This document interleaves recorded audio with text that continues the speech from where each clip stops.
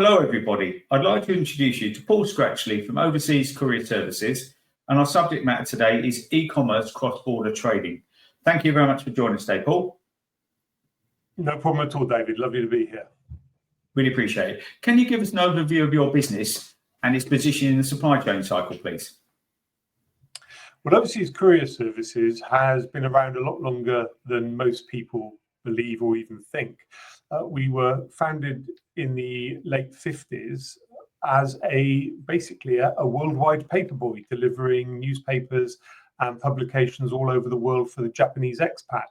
The business has changed a lot since then, and the focus of OCS now is international e-commerce. So we work with a lot of UK retailers and brands that have a lot of customers all over the world. We specialize in the American lane, which at the moment is an exciting challenge. But we got through the last blip and we will get through any more that will come. So yeah, that's where we sit currently. Okay, thank you. And one of the questions I'm asking everyone in our conversations is, what brought you into the lovely logistics world in the first place? A newspaper article. I was looking to change positions. I wasn't happy with an office-based role. One day in my local newspaper, there was a very clever advertisement asking if you could speak to people. And if you could, a recruiter would like to hear from you. So I thought, well, I can speak to people. So I rang the recruiter, and after a short process, I ended up working in what was Target Express Parcels, one of the forerunners of today's express parcel industry in the UK. A great company to work for. Many of you know was later taken on by CityLink, and then obviously that has now gone by the way. But that's what got me into logistics. I had no plan to move parcels. I had no plan to work in logistics, and I've been here for 35 years. Yeah, well, you're not the only one. Most of us, I think, not all of us have fallen into it, but we enjoy it. So please tell us about your business and its specialisms, because obviously you said you do international cross-border, but how many places do you go to? How many countries do you cover in the world? Well, we're worldwide. We're truly a worldwide company. As I said, our most popular lanes for our customers are the Americas, Canada, Australia, and Europe. OCS was one of the only carriers that continued shipping on behalf of its customers when Brexit hit. So we are very much a compliance-driven organization that comes to the market solving solutions to either world event problems or to customer-specific problems. That means their customers get a great experience when receiving their parcels. We also handle a lot of duty, taxes, duty drawback for Europe, and returns goods relief. So in terms of the circular e-commerce proposition, OCS focuses mainly on providing that singular customer experience. Yeah, because in today's world, it's both things going out and coming back, isn't it? So absolutely, absolutely. Returns are as important as outbound. That customer needs to have the surety and the conviction that it's going to be easy for them to send their goods back and get a refund as it is in buying the goods in the first place. Yeah, definitely. Okay. The next question, I might answer it a bit in some ways. The next question we asked is, what are the current challenges in the marketplace for your business? And obviously the de minimis changes and what's going on in America must be part of that. So, what are the current challenges for the sector? Yeah, that was a very interesting week when we had that de minimis change for all goods with a Chinese origin. It was quite hectic finding a solution to continue moving e-commerce products through a completely new customs clearance process that the Customs and Border Protection Department in the USA just weren't ready for. They had hundreds of thousands of parcels of low value that they couldn't clear through a T11 informal or formal process. So when you make decisions like we're going to do this, there have got to be thought into how that's going to be processed. And that was a huge challenge. I'm very pleased to say that we, by the Tuesday, had already got a solution for our customers, and we were still shipping traffic into America that was being cleared and delivered. Unfortunately, there was duty being attracted to it, but That was the change that came into force. But it's not just America, it's the whole world that are looking at their own de minimis, their own import restrictions, their own trade deficits, and wondering how they can counterbalance that. There is no real borders anymore. There are just rules at different locations that mean you have to pay charges. We truly are in a global economy where a customer in Australia is as valuable as a customer in Birmingham. So those are the challenges that present themselves to the overseas logistics industry at the moment, the changing and potentially changing rules that will or will not make a territory profitable for a UK retailer and easy to export to. Therefore, the residents of that country will buy internationally. Okay, and do you think things have settled, particularly with obviously America and what's going on over there, have things settled down for everyone, or is it still in a period of flux? No, I think we are in a period of uncertainty, a period of new legislation and new rules. There are different rumours and different suggestions on how countries will react, how countries will go. It's not just if America makes a change, it will be the reciprocal tariffs that other countries make to counteract what America does. So it's very much dependent on what follows after any changes from the USA. That will affect everybody shipping internationally.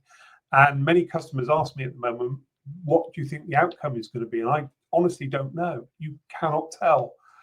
It depends exactly on how those tariff changes land, where they land, who is affected, and what goods are affected. And at the moment, we simply don't know. We just have this suggestion that there are going to be more changes to come.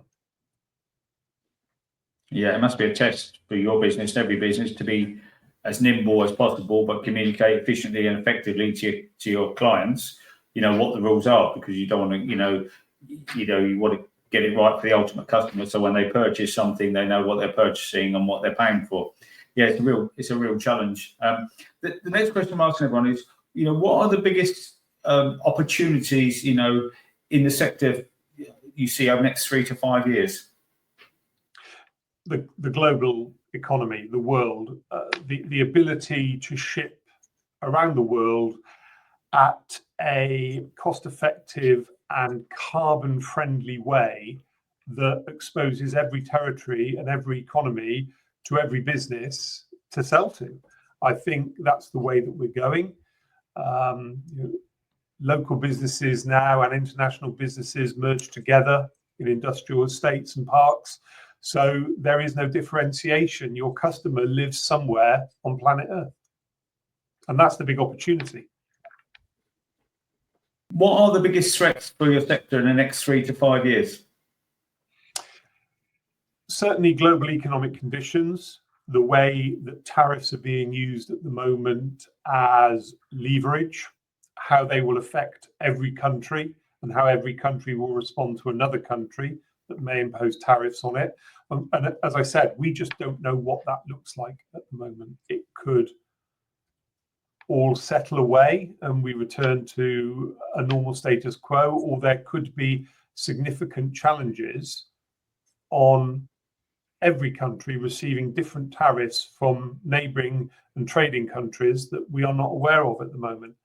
And I think it's really important to understand that whilst these tariffs affect sales and affect the ability to buy reasonably cross-border, there are lots of people in society who very much rely on low-value goods being accessible cheaply, regardless of where they come from, to be able to maintain their standard of living. Slapping a 25% tariff on goods might make those goods inaccessible to a great number of people. So it's not just those people that might be able to afford it, it's those people that can barely afford it that will be greatly and most affected by these changes.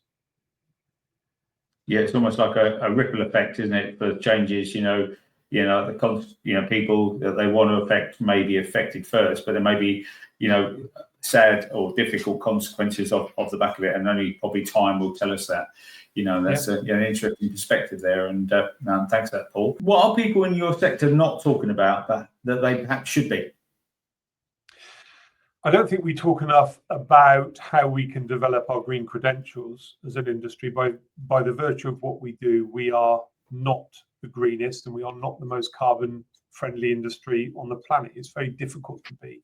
With technology at the point that it's at the moment, there is no sustainable airline fuel or changes to petrol or diesel that we use to move goods around the United Kingdom and around the world. There is electricity, but that just moves the burning of fossil fuels from one location to another to provide the electricity that we use in our vehicles. There has to be development and moving forward on sustainable logistics fuel to move these parcels around the world. And I don't think we probably give that enough airtime. By that token, I don't think technology is at a point where there is something exciting to talk about, but I think that has got to be one of the next big topics that we cover off as an industry. Thank you.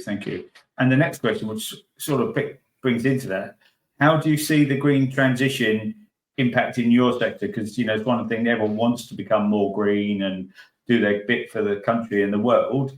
But it's not no easy answers out there for anyone at the moment. So how do you see that green transition impacting the e-commerce cross-border sector? Well, society has to make a change. First of all, society has to talk greener and act greener.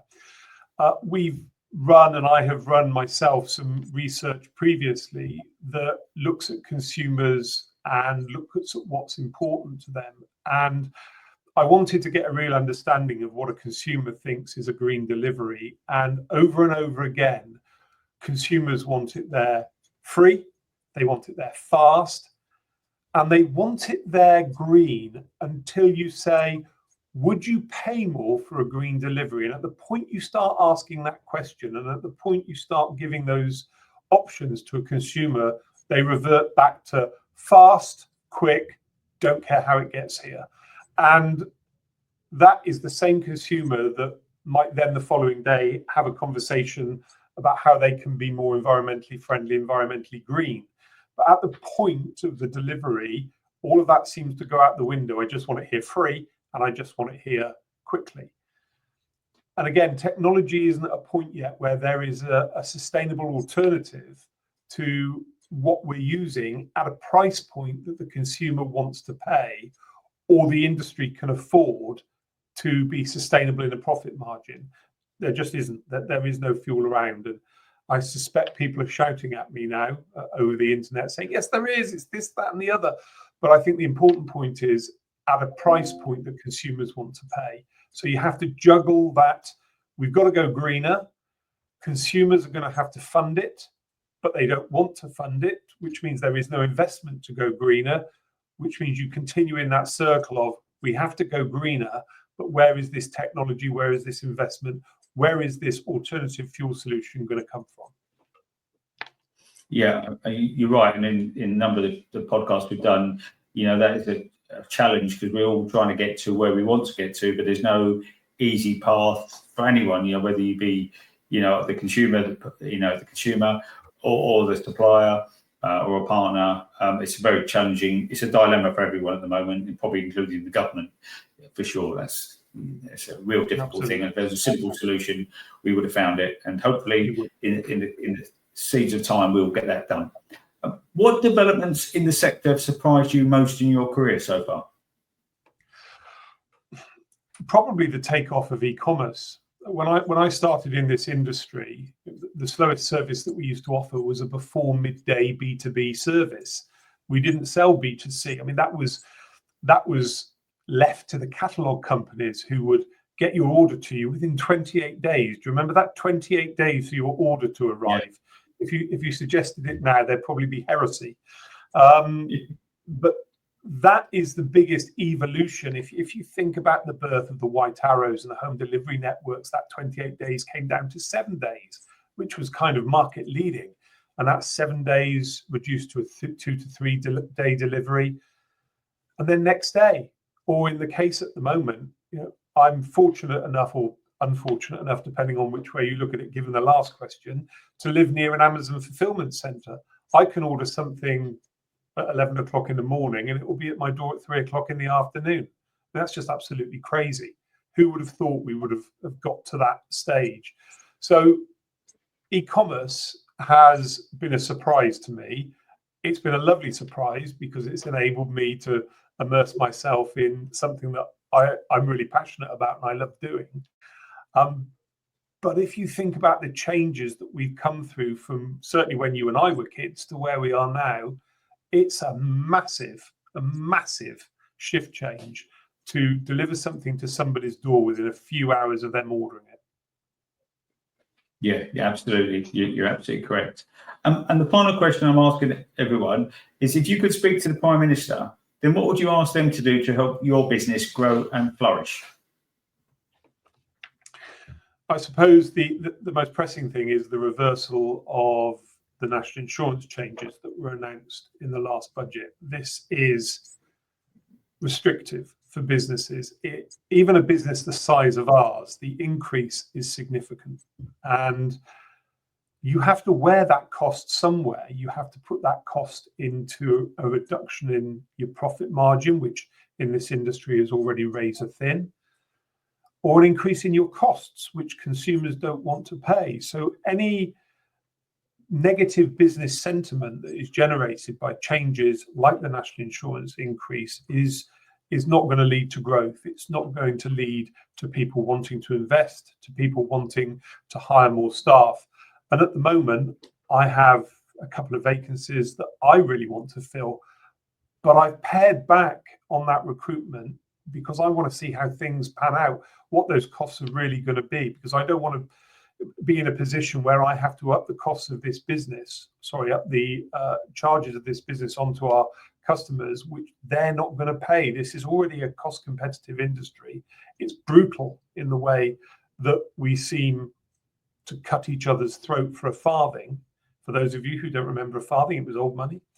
But we just have to make sure that our government is passionate about business and helps this country grow, because business punitive taxes is not the way to do it. So that's the main question I would put to Sir Keir at the moment.